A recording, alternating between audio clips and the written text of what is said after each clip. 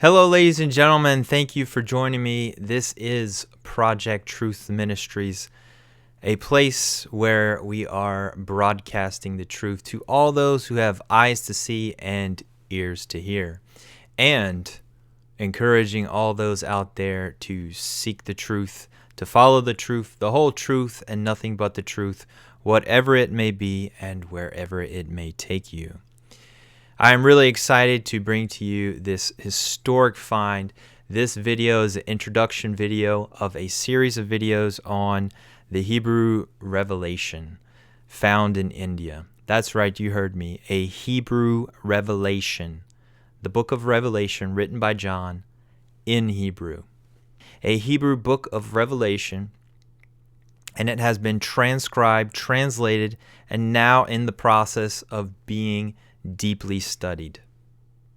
In this series, you will go through chapter by chapter, analyzing and pointing out the amazing findings of this amazing manuscript.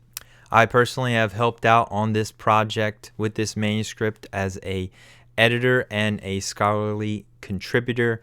Project Truth Ministries has invited an amazing team of the top people who worked on this manuscript, translating and analyzing this manuscript, to be a part of this series and help me analyze it and broadcast this to the world. This is a very historic thing to present to the world. I know you will enjoy this. Get your Bibles out and let us begin. Before we can get into the Hebrew revelation, we have to lay out some groundwork on understanding how could something like this exist. It is taught in the Western world, academia, that the New Testament was originally written in Greek. The evidence is to the contrary. This is a pure tradition that keeps being taught in the academic world, the scholarly world, the schools, the seminary schools, and churches. We have a lot of early church fathers that are quoting from the New Testament manuscripts that are not matching what we have in the Greek. That would suggest that there is some other source, perhaps a Hebrew. We also have them admitting to the New Testament being written in Hebrew. Let us now look at Jerome. Jerome mentions 24 times that the Gospels were originally written in Hebrew. He directly quotes the New Testament verses that are distinct not from the Greek New Testament manuscripts, but they are found in Hebrew New Testament manuscripts. Here is a quote from Jerome. Apostle Matthew, who was the first in Judea to produce a gospel of Christ in Hebrew letters, we must confess that as we have it in our Greek language, it is marked by discrepancies. And now that the stream is distributed into different channels, we must go back to the fountainhead, that being Hebrew. Here is another early church father, Papias. Papias was a disciple of John and said, Matthew wrote his gospel in Hebrew, and several did their best to translate it. Early church fathers Irenaeus and Epiphanius also stated the same thing, that it was originally written in Hebrew. Early church fathers are quoting Bible verses, and many are coming from Hebrew sources or early translations to Greek from the Hebrew. Hebrew goes through transformations over the century, and we can date the unique words and grammars according to these transformations. Reverse translating back into Hebrew from the Greek opens up rhyming schemes and idioms and even deeper meanings, showing that they are originally written in Hebrew. Now let us look at some of the bold facts that are in the Bible that shows you that Jesus and everyone around him were speaking Hebrew. Jesus spoke and taught the Torah, which was written in Hebrew, and did this at the temple at the age of 12. Jesus quotes directly from the Torah and reads from the scroll of Isaiah, which is written in Hebrew. All the disciples spoke Hebrew because they could read and understand the Torah when Jesus quoted from the Torah. Yeshua attended the synagogues on the Sabbath and read from the Torah, which was written in Hebrew. There are 40 authors of the Bible, and they all spoke and read in Hebrew. Some people like to argue about Luke, saying that he was not a Hebrew and that he was a Gentile. Luke knows and understands so much culturally that it doesn't make sense to say that he is not a Hebrew.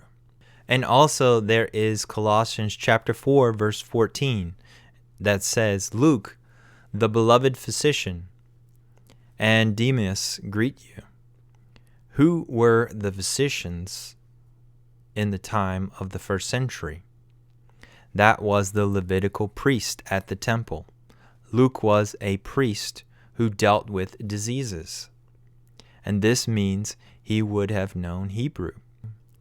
Paul was a Pharisee and was taught by a famous Pharisee rabbi named Gamaliel, and he would have been very good at reading and speaking in Hebrew.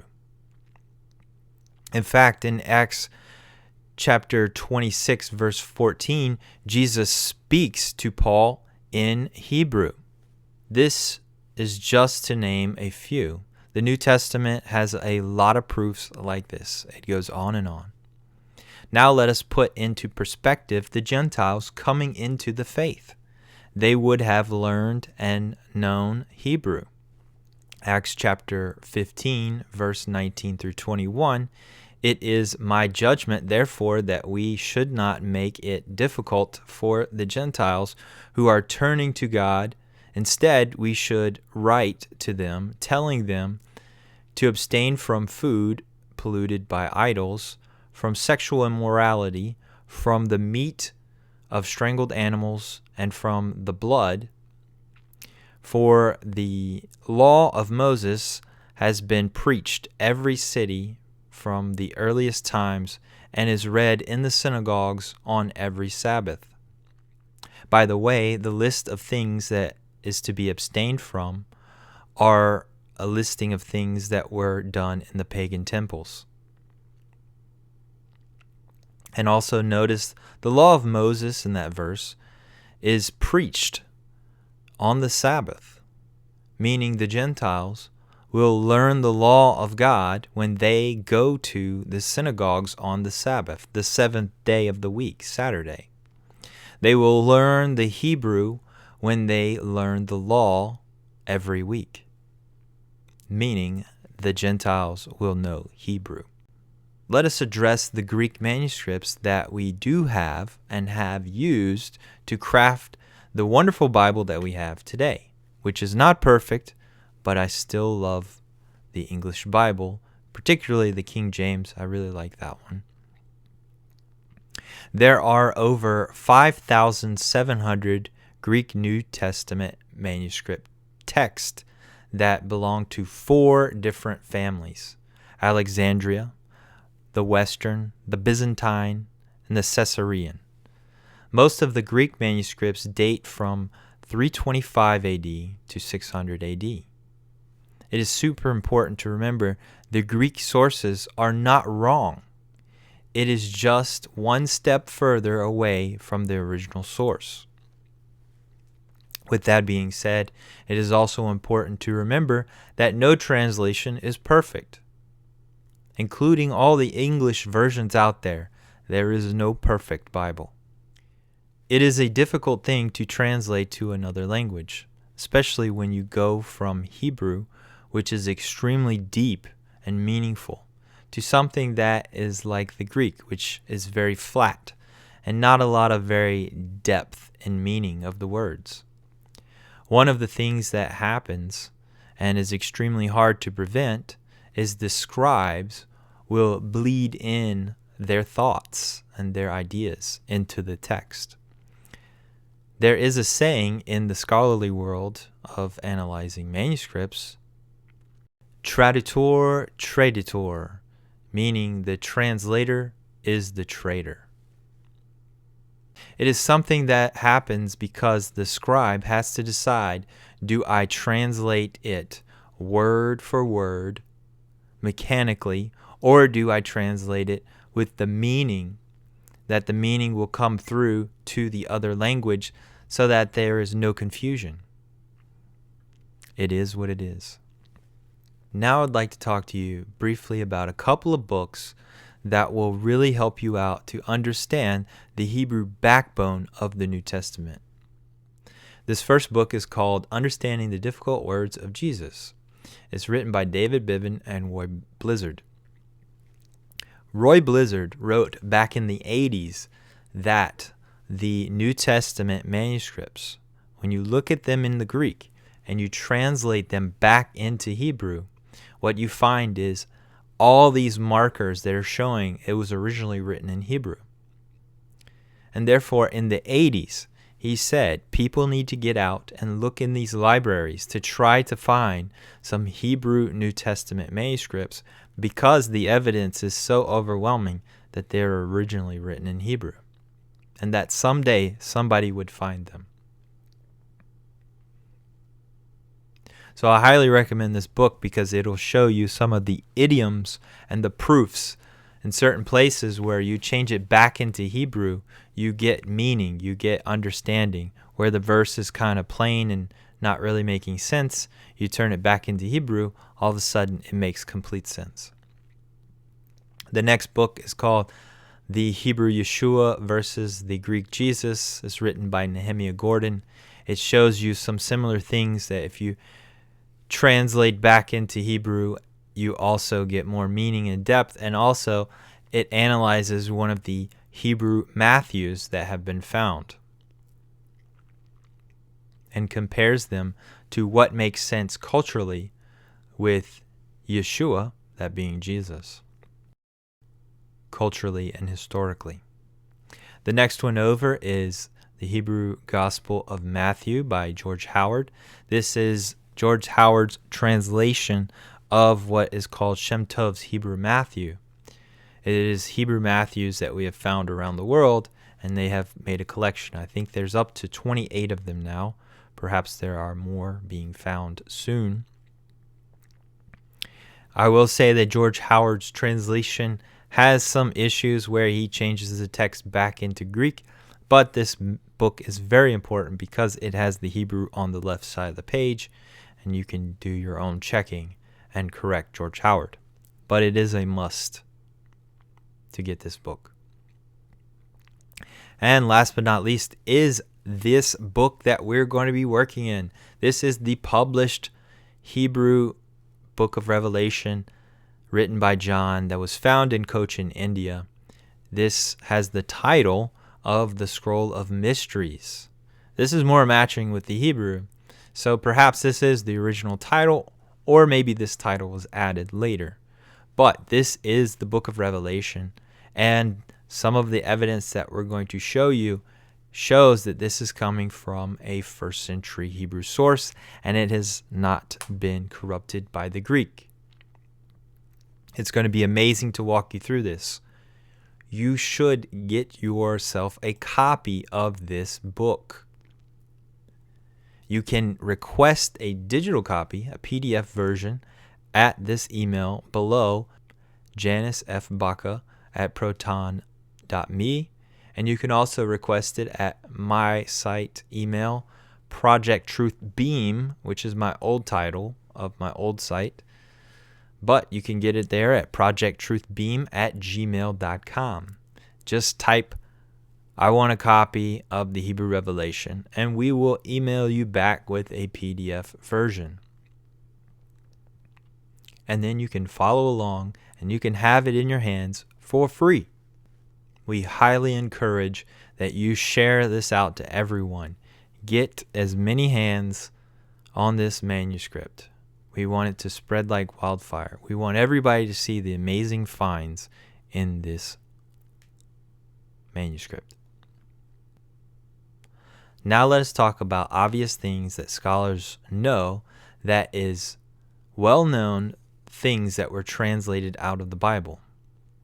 the first being God's holy name, the name of Yeshua,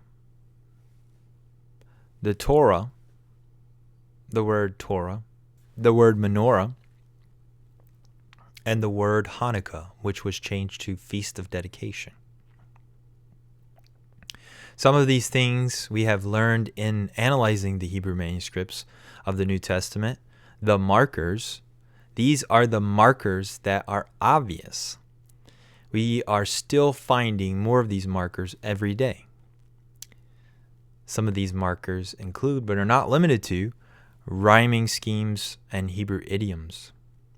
The Gospel of John has 60 third-person inserts. We can see this in the Greek too. It's very obvious. 6 insertions are for the benefit for the Greek reader. For example, rabbi and master. It gives you the explanation that rabbi means master. This is a clarification. So not all inserts are bad, but some of them are a little messy to the text. Explanations of prior verses are almost always insertions. One spot that we find in John that is a dead giveaway is every time it says of the Jews or the Jews. They are not found in the Hebrew Gospels. And in the Greek text, it doesn't make sense. They are clear inserts. Why would you clarify the Jews when the Jews are the ones who are going to be reading the text? Matthew chapter 10, verse 12, when you come into the house, salute it. That is what the Greek says. Salute it. That's a Roman salute. That is a Roman, Greco-Roman thing to do.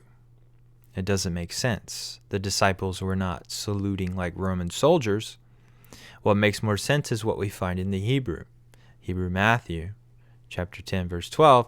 When you come into a house, you give shalom to it. You give peace to it. That makes sense. Here's another marker. Matthew chapter 5, verse 35. Jerusalem, city of the great king. Well, what great king? That's very ambiguous according to the Greek. Could be any king. King Herod? Could be anything. But when you look at the Hebrew Matthew, it says the city of God, which that is Jerusalem, the city of God.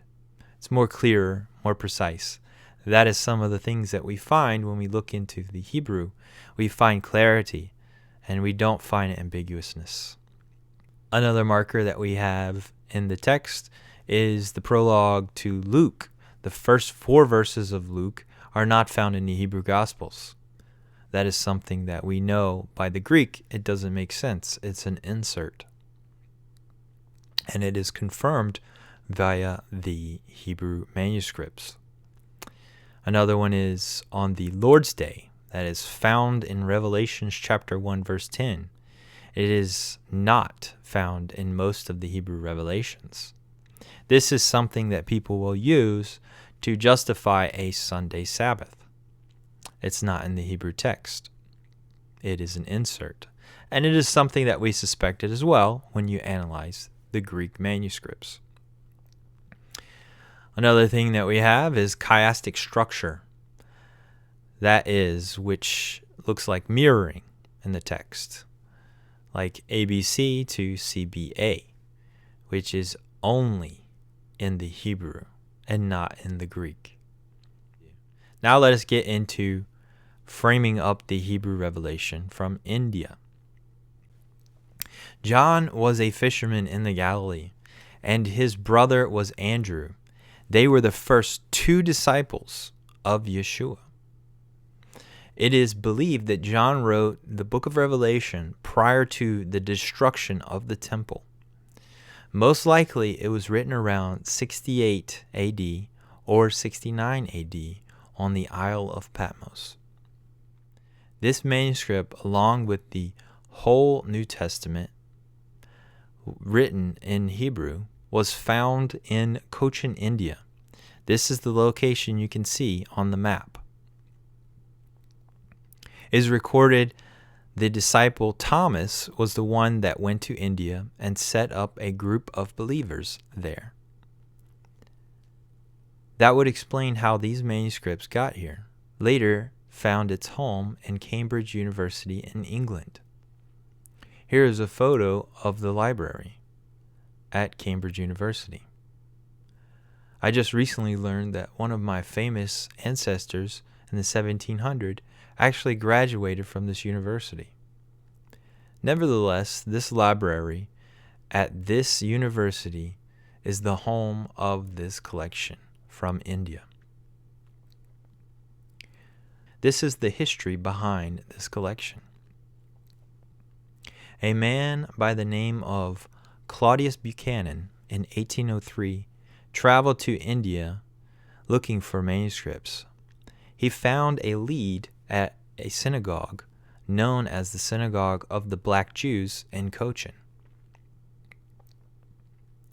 The collection is known as the Cambridge Travancore Cochin Collection. It is believed to be a collection by a man named Ezekiel Rahabi, which we will cover in a little bit.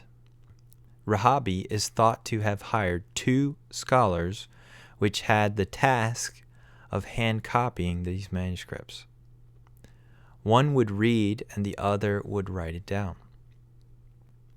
There is a lesser third scribe who makes comments in the margins, possibly the owner or Rahabi himself, or both.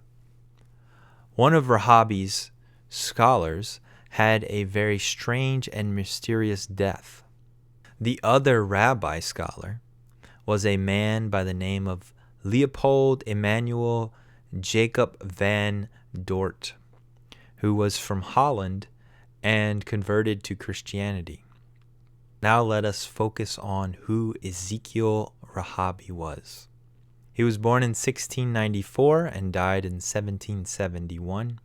He was a merchant of the Dutch East India Company in Cochin, India.